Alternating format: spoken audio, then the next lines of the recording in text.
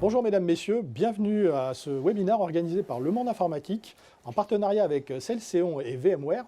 Et nous allons évoquer aujourd'hui la virtualisation du poste de travail, ou plus exactement l'adaptation du poste de travail à l'ère du télétravail.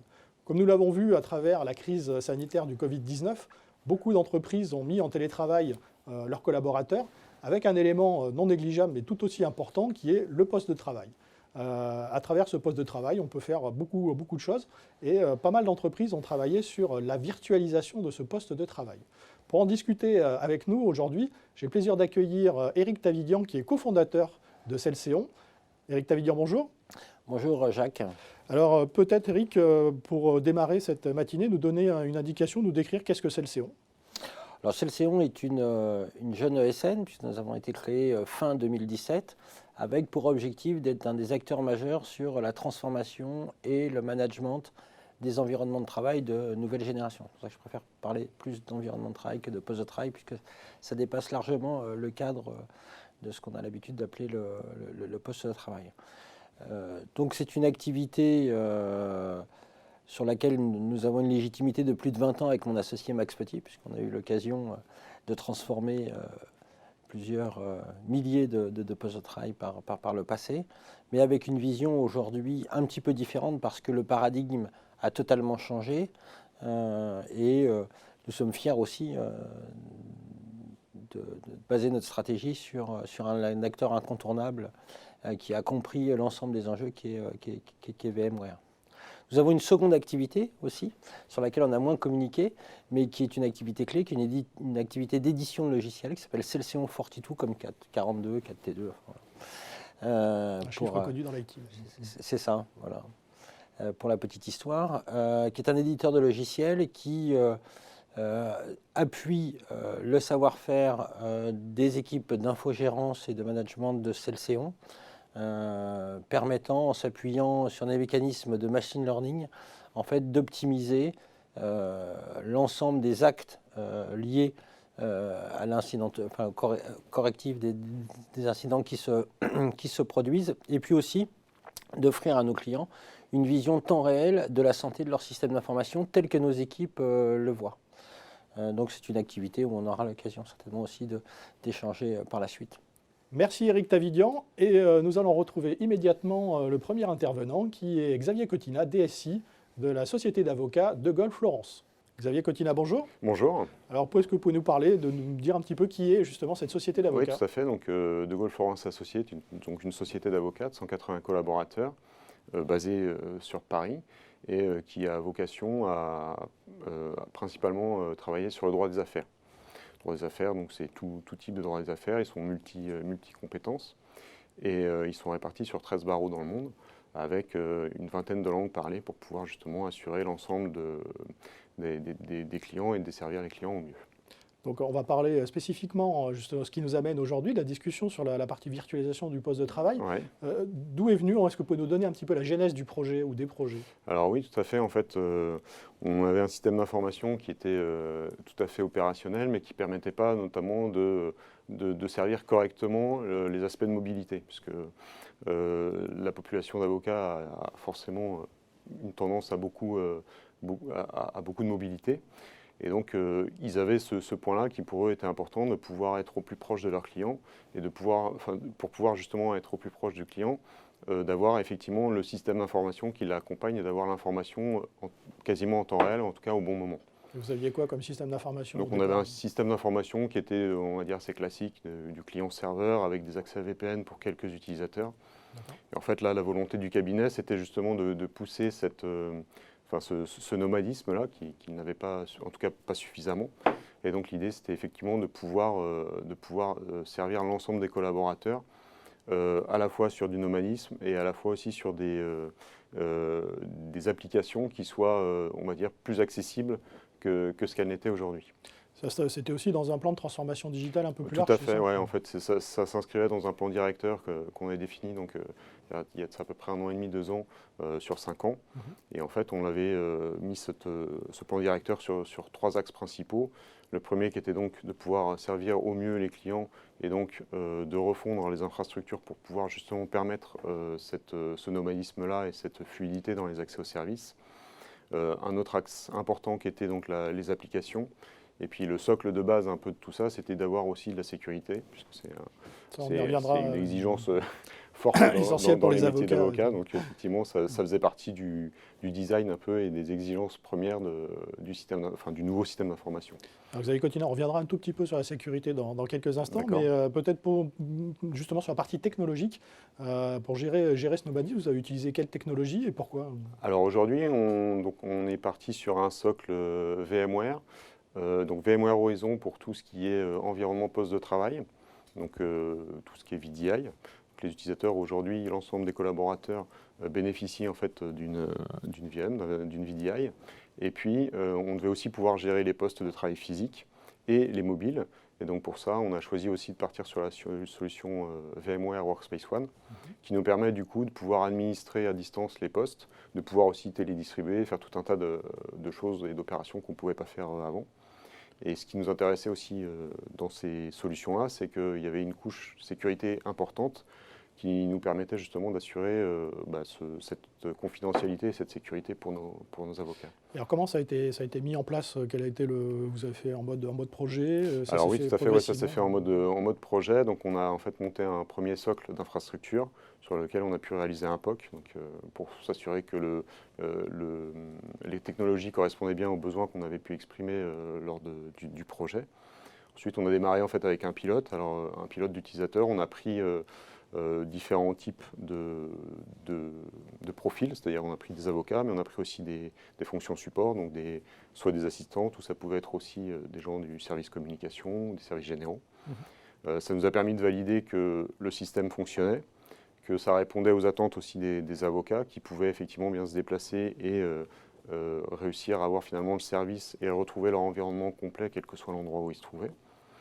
Et puis à partir de là, on a déployé donc l'ensemble des collaborateurs. Donc on en a profité effectivement d'un point de vue infrastructure pour refondre complètement les infrastructures et aussi changer l'ensemble des postes de travail, parce qu'on avait des postes de travail qui étaient plus dans l'air du temps et qui étaient pas suffisamment robustes pour pouvoir supporter les évolutions. Et donc sur la partie infrastructure et la partie terminaux, vous avez utilisé quoi? Alors le socle infrastructure, comme je disais, c'est principalement du VMware, avec effectivement du VMware Horizon pour la partie VDI, du AppVolume pour gérer en fait les applications qu'on a déployées en fait au travers de AppVolume, et puis du Workspace ONE pour la gestion des postes de travail. Et sur les postes de travail eux-mêmes, en fait, on a choisi de travailler avec Dell et de travailler. En fait, on a deux types principaux de postes, en fait, du all-in-one pour les fonctions support qui n'ont pas vocation à être mobiles, et puis pour les avocats, des PC portables de chez Dell aussi. Alors est arrivé un élément qui n'était pas prévu, la crise sanitaire avec le Covid, donc il y a eu une période de confinement. Comment s'est intégré justement ce projet de VDI avec le confinement? Alors dans notre malheur, si je puis dire, on a quand même eu un peu de chance, c'est-à-dire qu'on avait fini quasiment le déploiement juste avant ce confinement. Il nous restait à peu près une petite dizaine d'utilisateurs à migrer. Donc on s'est retrouvé effectivement tous confinés et on a pu finaliser les migrations des quelques utilisateurs. On a très vite réussi en fait à mettre tout le monde en télétravail d'un point de vue informatique, c'est-à-dire que tout le monde s'est retrouvé opérationnel. On avait communiqué déjà beaucoup en amont sur comment se connecter à distance, quelles étaient les procédures, qu'est-ce qu'il fallait faire, ne pas faire. Donc ça a permis très rapidement finalement à l'ensemble des collaborateurs d'être à l'aise, et surtout ça a permis de ne pas casser le lien entre les collaborateurs et leurs clients. Et en fait ça a permis aussi effectivement dans cette période très compliquée d'assurer la continuité du service auprès de nos clients. Et c'est une des grosses forces en fait de nous, ce qu'on retient en tout cas sur cette partie-là, c'est que ça nous a permis d'avoir une continuité complète de service auprès des clients, quoi. Alors, chose promise, chose due, j'avais une question sur la sécurité. Pendant cette période de confinement, quand on parle du télétravail, on a eu beaucoup de questions qui étaient justement sur cette question de la sécurité. Vous avez évoqué tout à l'heure l'intégration d'une brique. Comment justement vous avez réussi à jouer avec cette sécurité? Alors effectivement, ce que je disais tout à l'heure en introduction, c'est qu'en fait quand on a initié ce projet-là, on avait une démarche complète qui s'appuyait à la fois sur les infrastructures, mais pas que.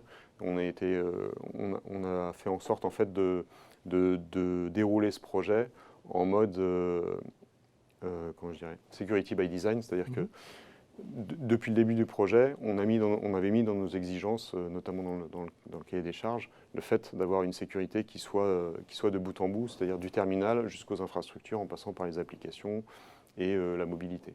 Et en fait, ça nous a permis effectivement d'arriver dans cette période de confinement en étant déjà complètement sécurisé de bout en bout, à la fois sur les terminaux, puisque tous les terminaux étaient chiffrés, sur les briques d'infrastructure, puisqu'on a une sécurité périmétrique qui nous permet en fait d'assurer sereinement notre sécurité. Et puis on avait également aussi choisi de partir sur une solution proposée par Celseon, qui est un outil finalement de pilotage du système d'information qui nous permet de voir en temps réel les failles de sécurité et puis aussi tout ce qui peut être intégration non conforme, je dirais, au niveau du SI. Vous avez intégré d'autres éléments à l'intérieur de cette sécurité, je pense notamment peut-être à du CASB ou de la gestion d'identité. Alors tout à fait, ouais, on a effectivement intégré un CASB de chez BitGlass qui nous permet effectivement de gérer. Ce qu'on souhaitait, c'était que les avocats soient connectés tout le temps. Pour qu'ils soient connectés tout le temps, il faut donc qu'ils aient tout le temps accès au système d'information et à leurs données. Et par contre, il fallait que ces données restent dans notre système d'information, qu'elles ne sortent pas sur un poste ou sur Internet. Et donc, au travers de ce CASB, on a pu justement y positionner les règles que l'on souhaitait pour que justement, on ait finalement un gros système d'information qui soit un peu, je dirais, étalé, ou en tout cas dans tout, qu'on peut retrouver un peu partout. Et ce qui nous a permis en fait, finalement d'assurer cette sécurité-là comme ça. La dernière question, vous avez évoqué Celseon justement qui vous a accompagné. Est-ce que vous pouvez nous en dire un petit peu plus comment s'est passée justement cette relation avec Celseon ? Alors ça s'est très bien passé. Ça s'est très bien passé et ça se passe encore très bien aujourd'hui. Alors ce qu'on apprécie particulièrement chez Celseon, c'est effectivement d'abord leur expertise, parce que c'est aussi pour ça qu'on est venu les chercher, parce qu'ils ont un niveau d'expertise au niveau du poste de travail et notamment des postes de travail virtualisés, qui est assez rare sur le marché. Donc c'était une des premières raisons qui nous a fait choisir Celseon. Et on a été très bien accompagné tout au long du projet dans la transformation du système d'information avec c'est vrai, une expertise assez forte qui nous a permis de passer des caps qui étaient pour nous assez compliqués, parce qu'on avait quand même un certain nombre d'applications qui n'étaient pas forcément conformes, ou en tout cas pas aptes en l'état actuel pour pouvoir migrer sur ce type d'environnement. Il fallait une remédiation. Donc effectivement, il a fallu qu'on fasse un travail de remédiation, et c'est vrai qu'au travers d'AppVolume, on a pu faire beaucoup de choses, et ça nous a permis effectivement de pouvoir rendre des applications qui n'étaient pas forcément très simples à packager. Et là, du coup, effectivement, on a passé un cap intéressant. Et au-delà de l'expertise technique, on a une vraie continuité avec eux, c'est-à-dire que c'est une communication quotidienne qu'on a avec Celseon et ses équipes d'infogérance aujourd'hui. Et puis c'est plus qu'un fournisseur, c'est quasiment un partenaire, c'est-à-dire qu'on travaille main dans la main, et c'est vrai que la période de Covid l'a démontré encore un peu plus. On a vraiment été bien accompagnés, et ça nous a permis effectivement, nous, en interne, de pouvoir après assurer à nos équipes et à nos avocats surtout le fait de pouvoir continuer de travailler complètement et sereinement avec leurs clients. Xavier Cottina, merci beaucoup. Merci à vous. Et nous allons retrouver immédiatement Éric Tavidian pour discuter avec lui de la virtualisation de l'environnement de travail. Nous retrouvons Éric Tavidian, cofondateur de Celseon. Éric Tavidian, comme nous venons de le voir à l'instant avec Xavier Cottina, on voit que la mise en place de la virtualisation du poste de travail ou de l'environnement de travail nécessite des bonnes pratiques. Est-ce que vous pouvez nous en dire un petit peu plus sur quelles sont les bonnes pratiques sur le VDI ? Alors, avant de parler des bonnes pratiques, il est quand même important de comprendre que même si, comme on le disait tout à l'heure ensemble, le poste de travail a été le parent pauvre de la DSI vu comme un mal nécessaire, un truc qui coûte de plus en plus cher et qui tombe en marche. Un centre de coût. C'est un centre de coût. C'est quand même la seule interface entre l'utilisateur et son métier aujourd'hui. Donc il est important, quand on touche au job de l'utilisateur, de sécuriser et de faire en sorte que la transformation, mais le maintien en condition opérationnelle, permettent à l'utilisateur de pouvoir travailler en permanence. Donc on est dans un projet informatique qui est somme toute complexe, puisqu'il met en œuvre un certain nombre de couches, comme on l'a pu l'avoir avec Xavier, notamment de sécurité. On pourrait y revenir peut-être tout à l'heure à la fin du webinaire, qui devient clé. On l'a vu au moment du Covid, puisque en fait, il y a eu énormément d'attaques, de plus en plus de cyberattaques. Donc il y a cette composante de sécurité, de mise en place. Mais c'est avant tout un projet informatique. Et un projet informatique, sa réussite, c'est sa préparation. Et c'est quoi? C'est la définition. Voilà. Et c'est la définition déjà du modèle économique. Est-ce que cette transformation, je vais pouvoir la rentabiliser, puisque le retour sur investissement ou la baisse du TCO sont des choses qui sont éminemment importantes pour les entreprises aujourd'hui. C'est effectivement de maîtriser les use cases, parce que quand on demande à un client quels sont ses use cases, il pense connaître et savoir comment travaillent ses utilisateurs. En fait, personne ne le sait, de manière très très approximative, mais là il faut être millimétrique, puisqu'une fois qu'on va recentraliser l'ensemble des environnements de travail et les virtualiser, eh bien il va falloir que ces use cases soient adaptés aux bons utilisateurs et qu'il n'y ait pas de... le bon use case, c'est la bonne préparation. Et enfin, c'est avoir une architecture adaptée. Quand on centralise son infrastructure, mais effectivement, quand j'ai un poste de travail qui tombe en panne, j'embête un utilisateur. Si j'ai une infrastructure centralisée, si elle tombe en panne pour mes 200 utilisateurs, il n'y a plus rien qui fonctionne et personne ne bosse.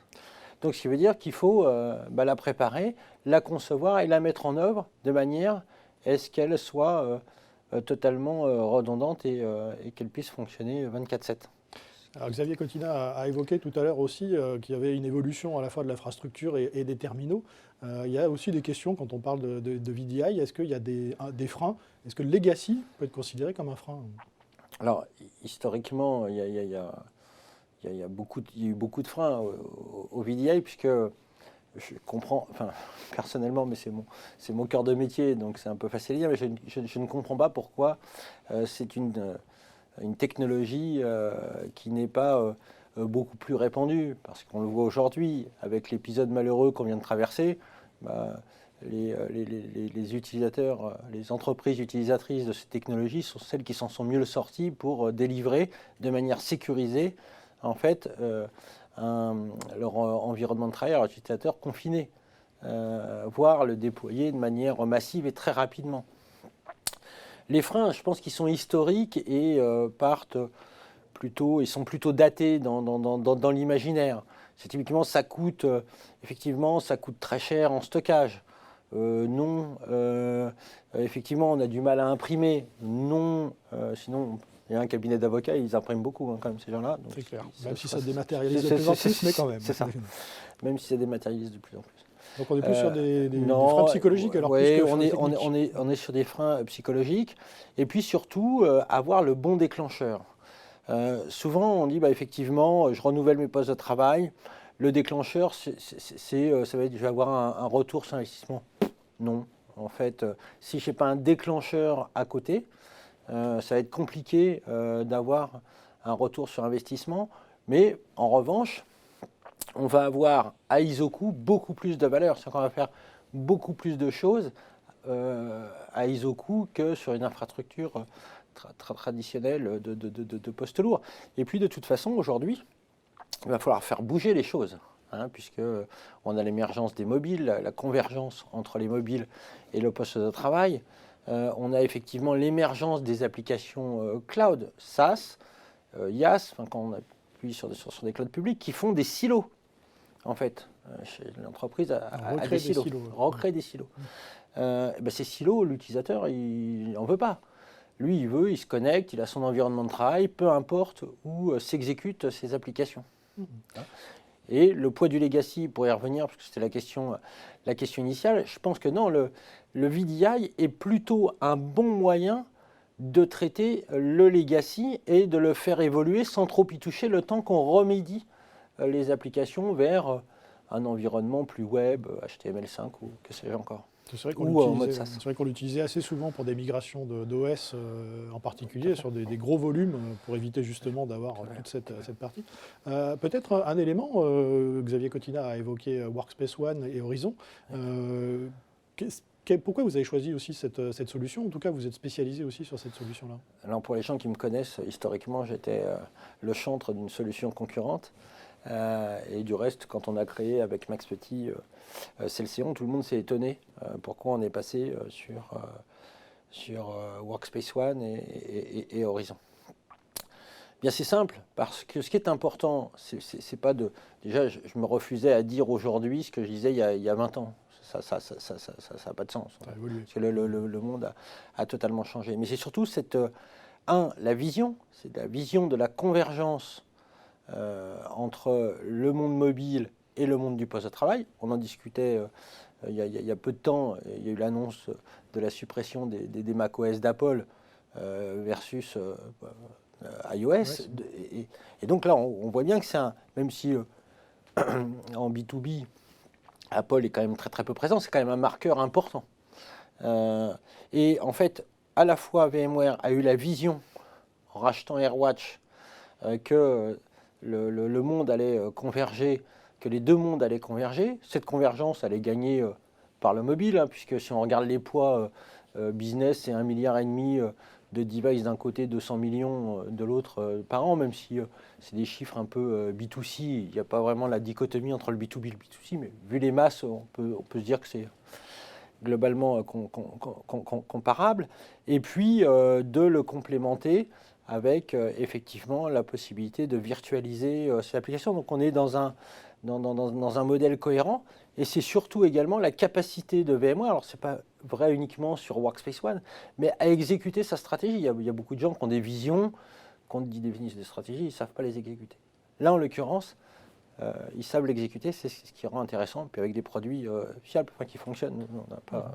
Et il y a des éléments de sécurité aussi qui ont joué sur le fait de plutôt travailler avec Workspace ONE ou Horizon.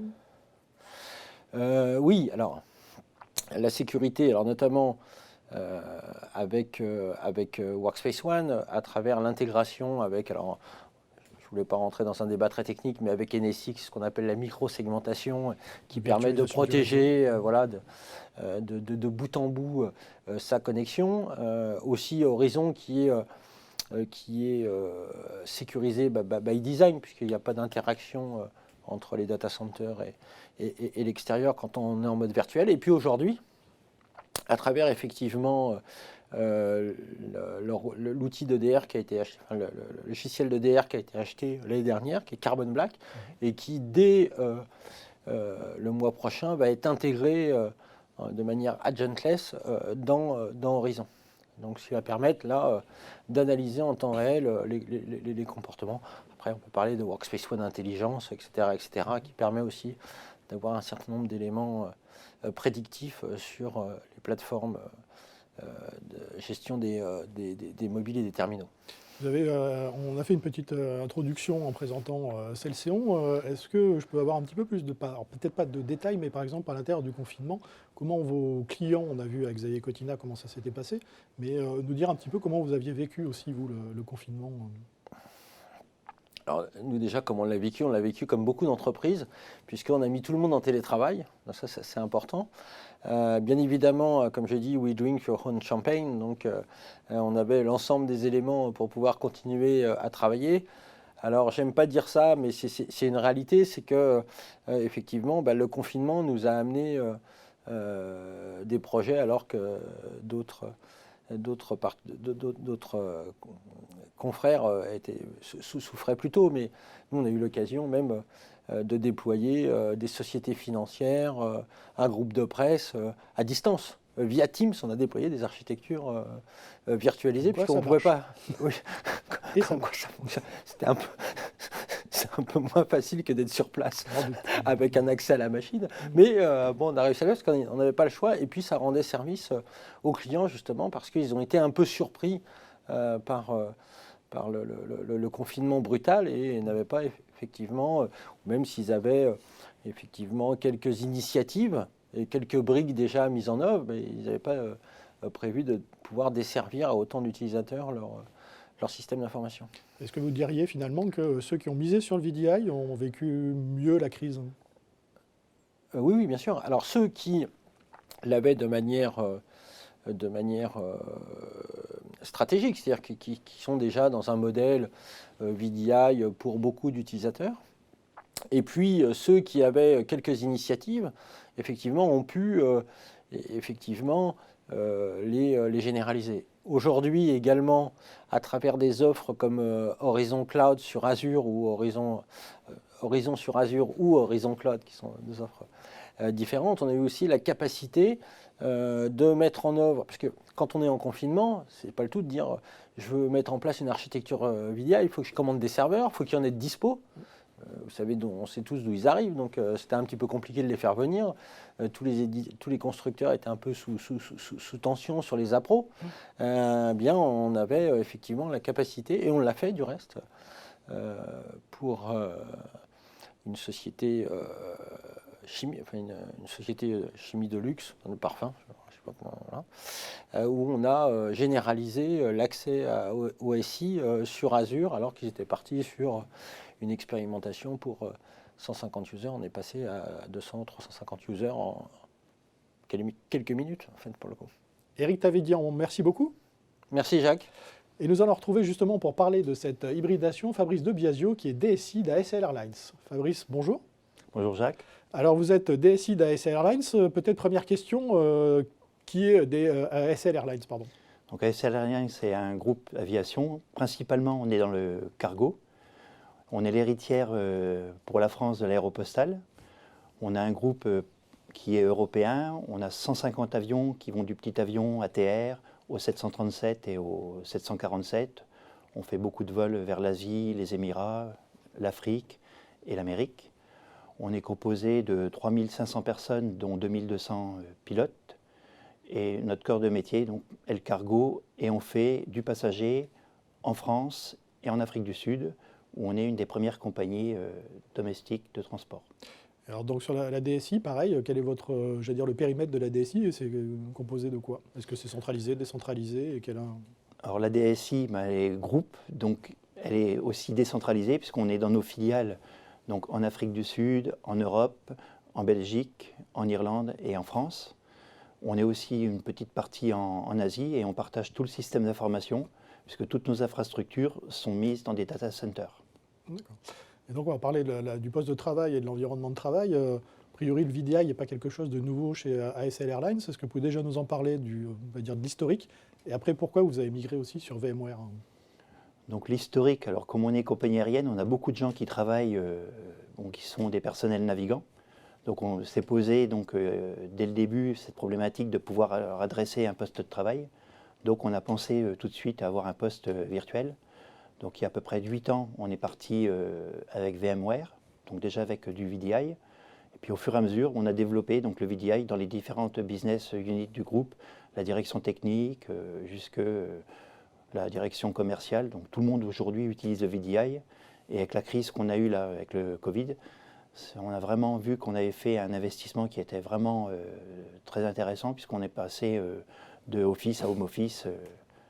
Comme ça, from scratch. D'accord. Justement, sur cette partie, la bascule en télétravail, c'est déroulé comment et combien il y a de personnes qui étaient impactées? Donc, toute la compagnie est impactée. Alors, le gros problème qu'on a eu, c'est le passager. Donc là, tout le monde était au sol. Donc là, tous les personnels ont été mis en chômage partiel. Par contre, 80% à 90% de l'activité a été vraiment en télétravail comme from scratch. Donc en gros, on a fait un crash test qu'on a réussi. Et la difficulté qu'on a eue, c'était certaines personnes qui n'étaient pas trop bien équipées chez elles, où on a dû leur fournir à la volée des ordinateurs portables ou des tablettes. Mais il n'y a pas eu de différence au niveau et pas d'investissement supplémentaire ou de retailler les réseaux. Tout s'est passé vraiment de manière transparente. Sans couture. D'accord. Vous êtes en train de travailler sur la partie hybride, on en parlait juste au début avec Éric Tavédian. Est-ce que vous pouvez nous en dire un petit peu plus justement sur cette hybridation? Oui, donc pendant le Covid, on s'est aperçu qu'on avait quand même un risque, c'est que le VDI qui était chez nous dans nos data centers, donc si on avait un problème, donc on avait un problème quand même grave. Et donc Éric de la société Celséon nous a proposé, s'ils avaient déjà mis ça en place pour d'autres clients, d'avoir un cloud hybride. Donc c'est le VDI Horizon avec Microsoft Azure.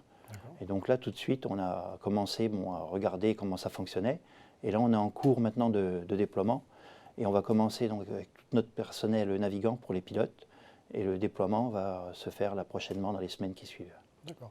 Donc Celséon a été force de proposition et aussi d'accompagnement. Comment ça se déroule? Vous êtes en mode projet aussi avec eux ou... Ben, c'est les deux. Avec Celséon, on a vraiment un partenariat. Et donc nous, c'est ce qu'on recherche avec tous nos fournisseurs, donc qu'ils soient IT ou autres. C'est vraiment de travailler la main dans la main et d'être toujours win-win. Donc ça, c'est important que tout le monde y retrouve quelque chose. Donc ils ont été force de proposition. Derrière nous, on a suivi. Et puis on s'aperçoit que derrière, bon, ben, ça prend bien. Puis les utilisateurs aussi sont contents. Et nous, ça nous rassure, parce qu'on a, étant dans le monde de l'aviation, on aime bien avoir, comme on dit, ceinture, bretelles et parachute. Ça, c'est important. Et le VDI hybride, c'est l'avenir. D'accord. Je crois que vous assistez beaucoup, même pendant la période de confinement, sur la qualité du réseau. Le réseau est un élément important pour, j'allais dire, soutenir aussi tous ces édifices.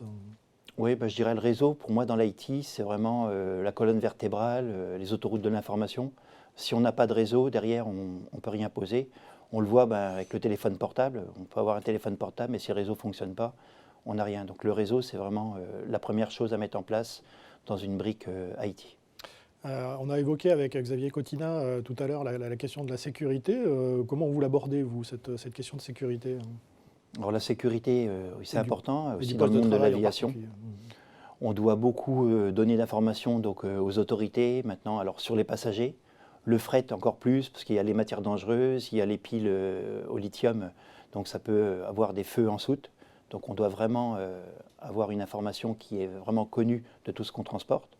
Et on a aussi maintenant le cybercrime. Et là, c'est toutes les sociétés au monde. On a même vu pendant le Covid qu'il y avait même des hôpitaux qui étaient attaqués. Donc c'est juste scandaleux. Mais bon, maintenant c'est comme ça. Et donc on doit toujours être prêt, surtout, et être prêt aussi à redémarrer les systèmes d'information si on a des pannes qui sont très critiques. D'accord.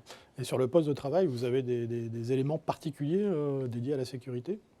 Alors sur les postes de travail, oui, on a mis aussi avec la société Celséon les produits, donc ça s'appelait avant AirWatch, donc Workspace ONE. Donc ils sont vraiment des très bonnes briques.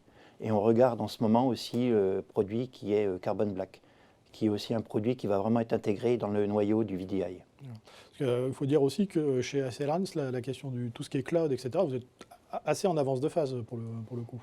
Oui, mais alors là on a été aidé, puisque comme on est dans l'aviation, on est déjà dans le cloud. C'est vrai. Donc on était précurseurs, mais bon, pour revenir à l'IT, oui, on a déjà, il y a une dizaine d'années, eu nos propres data centers, notre propre cloud, et on a continué à progresser, et on sait que demain, et déjà aujourd'hui, le cloud, il est hybride. Il faut bien être dans différents domaines, aussi différents providers, donc que ce soit de l'Amazon, du Microsoft, du Google. Puis on doit aussi avoir ses propres infra cloud pour distribuer nos propres applications. Il vous reste encore des applications, j'allais dire legacy, ou est-ce que, comme on évoquait tout à l'heure aussi avec Eric, ça peut être un frein justement d'avoir des applications non remédiées pour basculer sur d'autres... Oui, on a encore des applications. Alors, l'aviation, c'est des domaines qui sont très difficiles à bouger. Donc, les applications qui sont dans le domaine pour gérer tout ce qui est crew, les plannings, la direction technique, les pièces détachées. Donc, c'est des applications qui sont encore en dur. Mais maintenant, il apparaît des applications qui sont en mode cloud. Et on va y aller parce qu'on n'a plus le choix si on veut demain être compétitif et puis pouvoir adresser, comme on est dans l'aviation, partout dans le monde. Fabrice de Biasio, merci beaucoup. Merci Jacques. Et nous allons juste vous retrouver dans quelques instants pour débattre sur les perspectives de la virtualisation du poste de travail.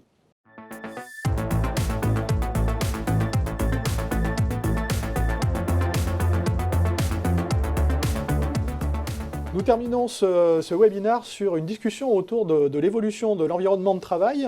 J'ai avec moi les trois intervenants de ce webinaire, donc Fabrice de Biasio, Xavier Cotina et Eric Tavidian.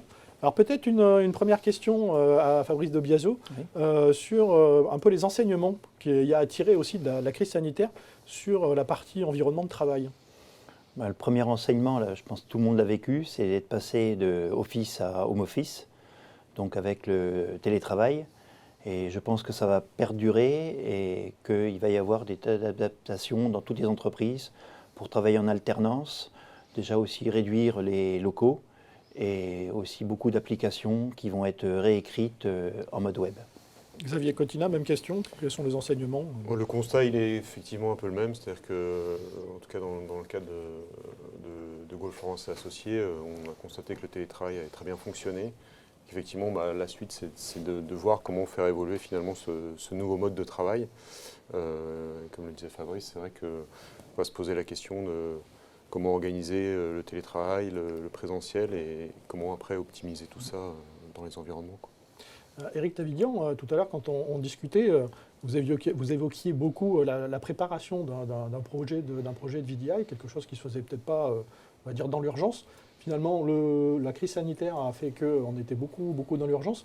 Est-ce que vous pensez que ça va changer justement la façon dont on prépare un projet de VDI? Est-ce qu'il y a des choses qui vont s'accélérer? Est-ce que vous voyez aussi peut-être des choses qui se sont accélérées depuis la sortie du confinement? Ce que je disais tout à l'heure, surtout, c'est que sur les expériences que l'on a eues, il y avait eu déjà quelques expérimentations chez les clients. Donc, ce qui a permis déjà de récupérer un certain nombre d'assets qui étaient préparés. Et puis, effectivement, on est passé dans un mode accéléré où on a corrigé en prod, puisque là, on n'avait pas... ce qui n'est pas bien. On disait l'autre fois lors d'un séminaire... never roll back, always forward. Donc on était un peu dans cette logique, mais il n'y avait pas le choix. Mais je ne pense pas que ça soit nécessairement la bonne pratique. On préfère une bonne préparation, des bons process et pour dérouler sans encombre et délivrer le maximum de qualité de service aux utilisateurs. Après, effectivement, on était dans un cas exceptionnel.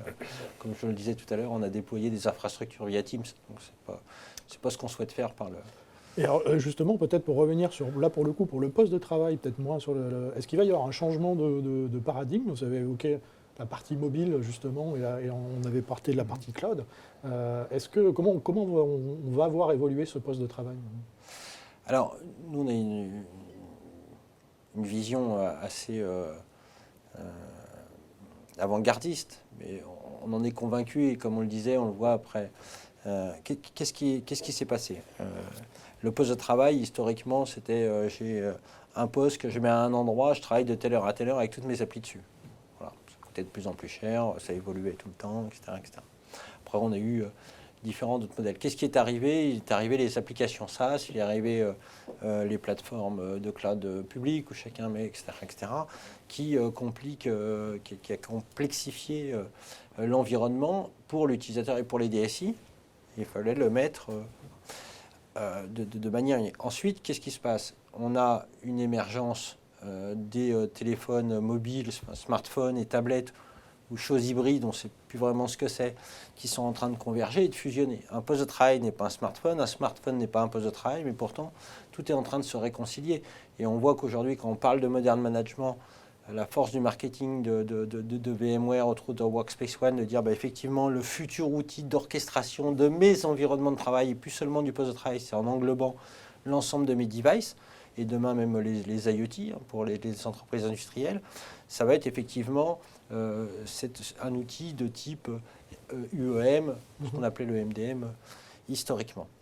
Ensuite, qu'est-ce qui se passe côté client? On est passé d'un monde où en fait le poste de travail en fait, était fait pour travailler à l'intérieur de l'entreprise, sortait pour faire un peu de surf avec des proxys dans tous les sens, des listes rouges, des listes noires, des listes, etc. Et aujourd'hui, on est plutôt dans un monde où, en fait, le poste, il va être out of the box. Ça change quoi, en fait? Ça change tout, puisque d'un côté, on protégeait le poste de travail. Aujourd'hui, comme il va être à l'extérieur, on va plutôt avoir tendance à vouloir protéger en fait son SI contre son propre poste de travail. Voilà ce qui est un peu en train de changer. Donc tout le périmètre est en train de bouger et on le voit encore une fois sans faire de redite avec l'annonce d'Apple et puis Microsoft va suivre, etc. Fabrice de Biasio, c'est quelque chose que vous voyez aussi dans l'évolution du poste de travail?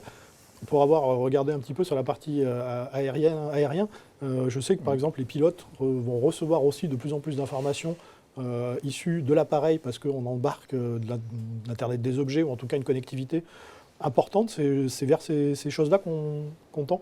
Oui, et moi je peux dire avant, on devait suivre l'informatique ou l'IT.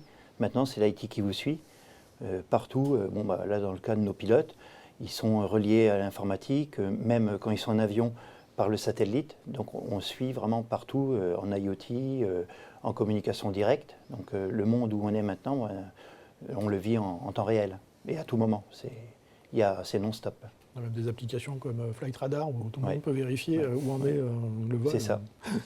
Même question, Xavier Cotina. Pour les avocats, il y a des évolutions en tout cas sur leur poste de travail.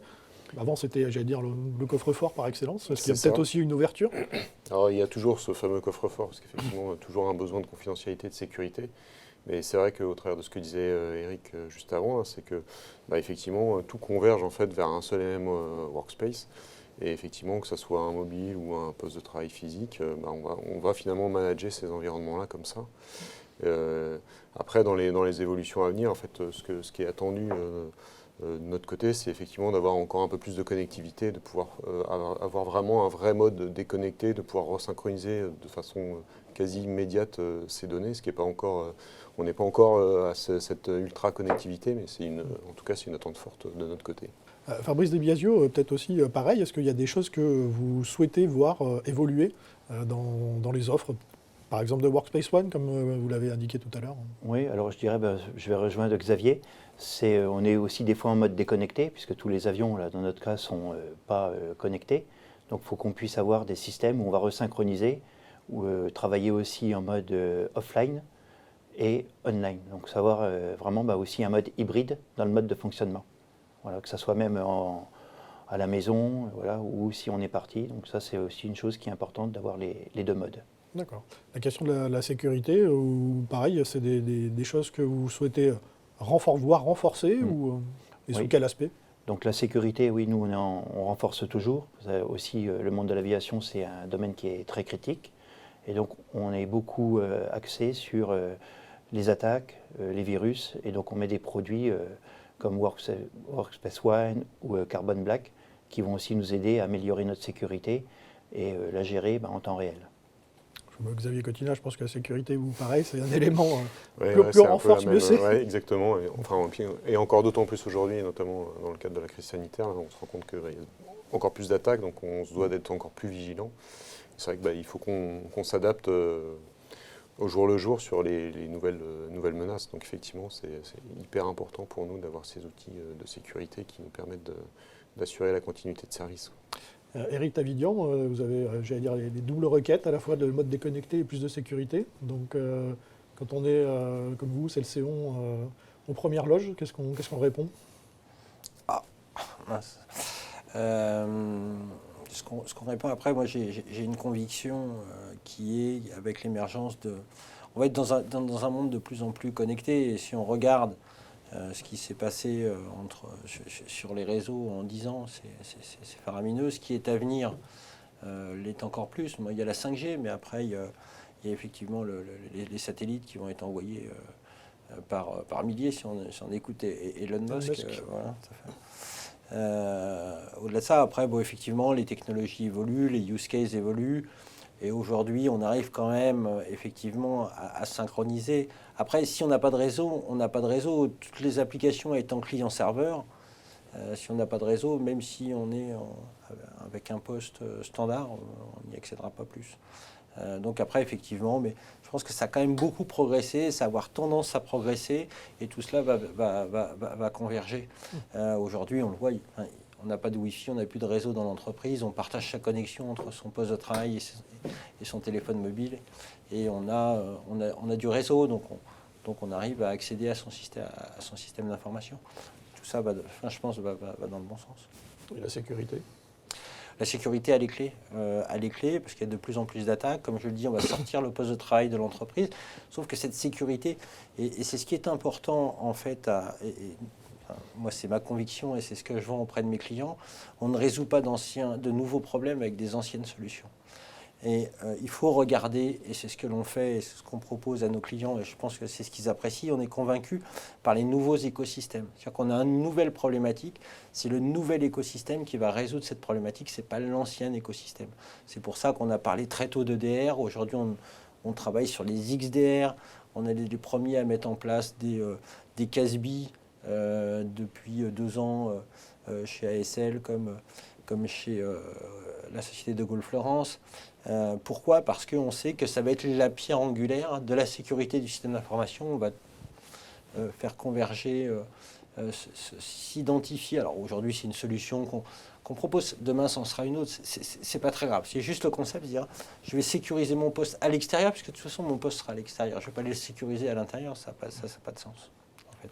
Mais c'est l'enjeu clé, d'autant que on a aujourd'hui, si on regarde le marché, on s'aperçoit qu'on a mis énormément d'argent sur plein de logiciels, sur le poste de travail, puis que finalement, nos smartphones qui ont autant d'informations stratégiques, sur les mails, etc., sont beaucoup moins protégés.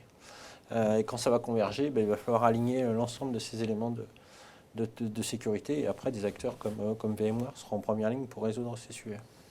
On suivra ça avec attention. Merci beaucoup en tout cas Fabrice Dobiasio, Xavier Cotina et puis Eric Tavidian pour ce débat et pour ce webinaire. Et je vous souhaite une excellente journée. À bientôt. Merci.